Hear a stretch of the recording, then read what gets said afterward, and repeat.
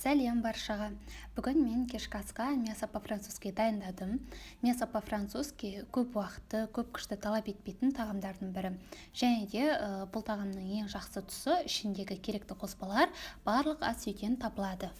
Ең алдымен ыдысымызды майлап аламыз. Одан кейін туралған картопты бір-бірінің үстіне емес, видеода көрсетілгендей ретімен салып шығамыз.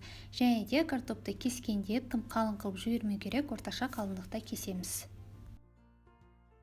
Картоптың үстіне кішкене тұз сеуіп, одан кейін майонезді жағып шығамыз. Фаршқа тұз және де бұрыш сеуіп, жақсылап араластырып аламыз.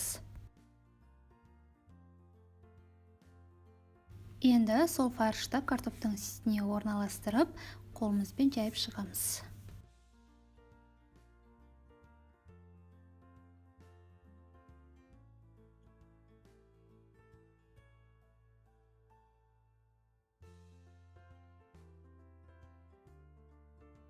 Үстіне кішкентай бір пиязды мен осылай майдалап турап салып шықтым. Үлкен қылып тура салыңыздар да өз еркілеріңізде.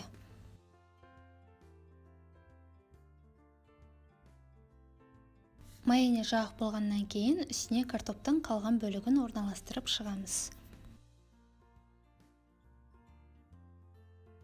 Картоптың үстіне тағы да тұз бен майонез жағып шығып, бетіне туралған қызанақ қойып шығамыз.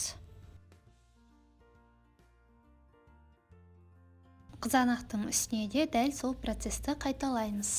Енді қызып тұрған пеште 180 градуста 30-40 минут шамасында пісіріп аламыз.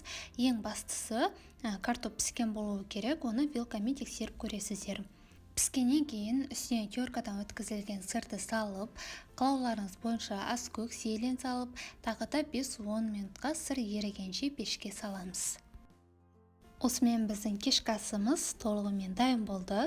Міндетті түрде жасап көріңіздер. Каналға лайк басып, тіркелуді ұмытпаңыздар. Сіздермен болған Ұлжанат Абайқызы.